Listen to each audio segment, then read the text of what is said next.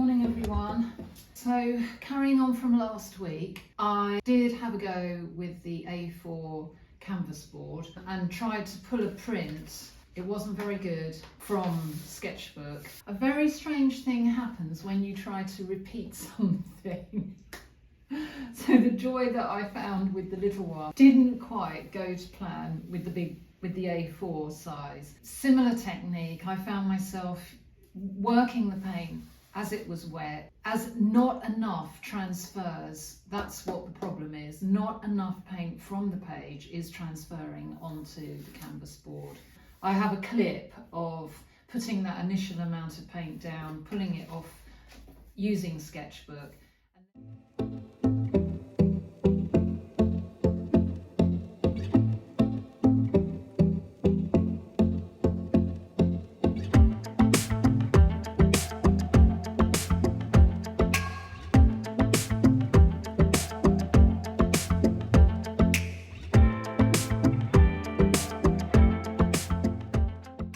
And then after manipulating,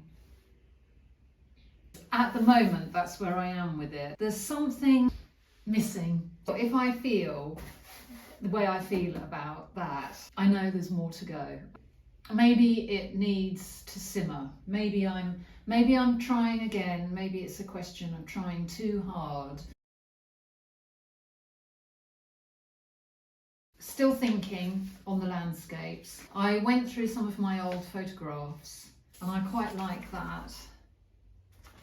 Oh, what are these things called? Agapanthus were in pots. They've moved with us, and if I can look down.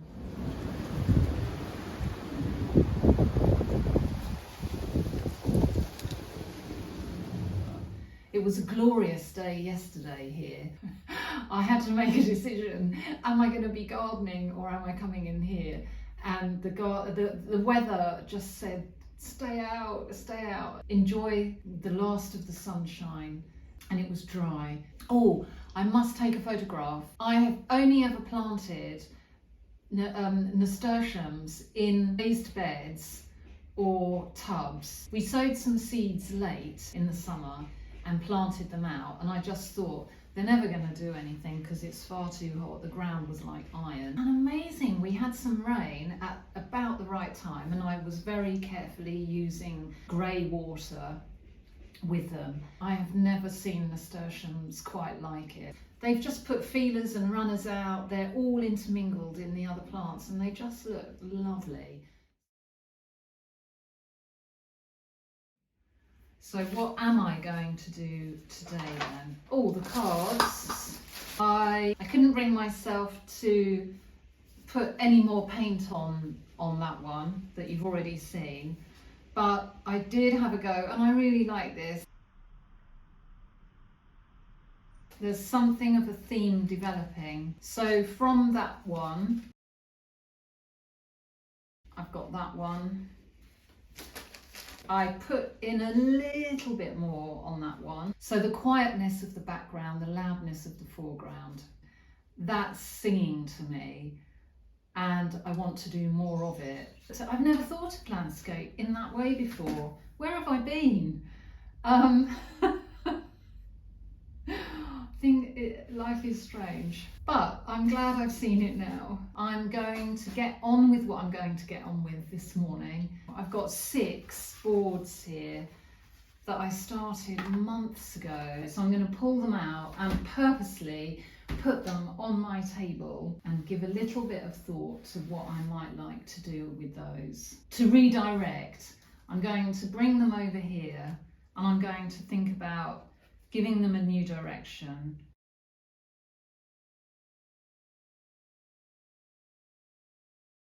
I did have all good intention of laying out these boards. My sketchbook flicked open and thinking of those boards put me in mind of one of my hard boards. These are 12 by 12 boards and they're nice to work on. I've got a few left from a big piece of board that we had cut down. And I've sidetracked. I've decided I'm going to have a go at the aubergines. Here we go then. So I'm going to reference my sketchbook. I'm going to reference these little cards and some sketches that I've made.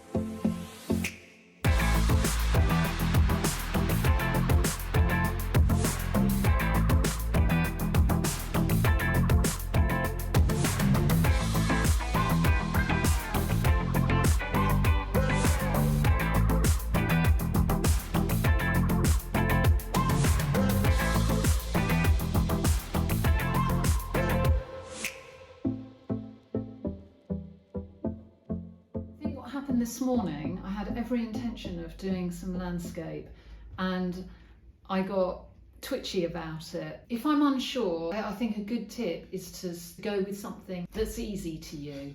So that's the stage at which I'm leaving it for now.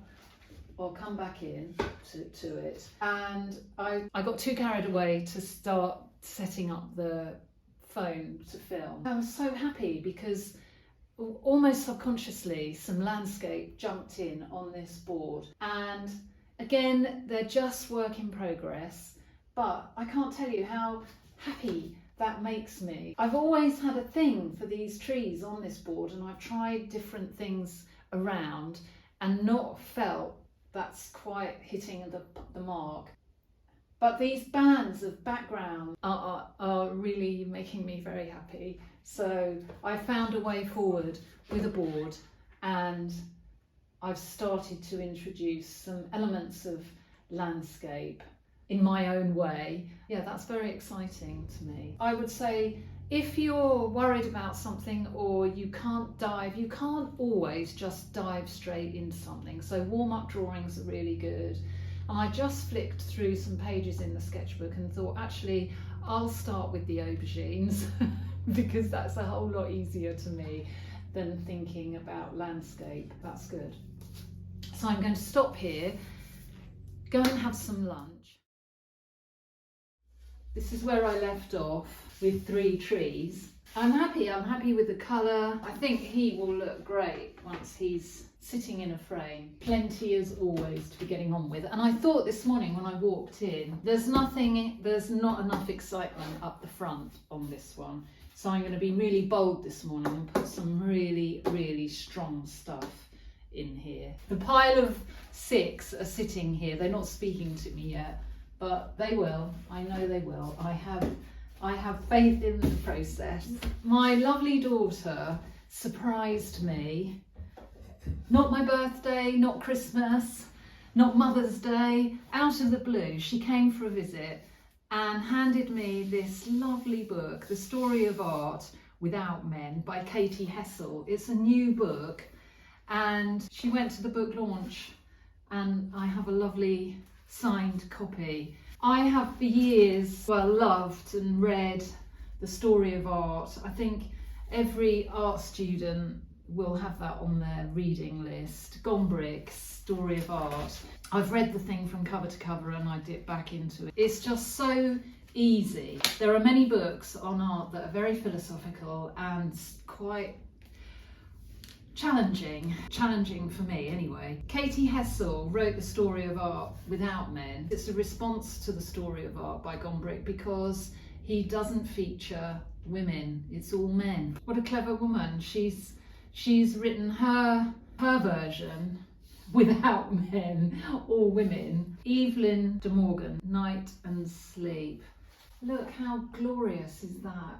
So there are some fantastic illustrations, plenty to be dipping into. The story of art as it's never been told before, from the Renaissance to the present day, with over 300 works of art. Tracy Emin says it's a long way before the balance is truly redressed, but this is a good start. How many women artists do you know? Who makes art history? Did women even work as artists before the 20th century? And what is the Baroque anyway? Brought together by Katie Hessel, art historian and founder of At the Great Women Artists. Have your sense of art history overturned and your eyes opened to many art forms often ignored or dismissed. So I thought I'd just share that. I've started having a little read each morning, so I thought I'd just give that a mention. Thank you, Lauren. It's a lovely, lovely, lovely gift. I need to just get on with that.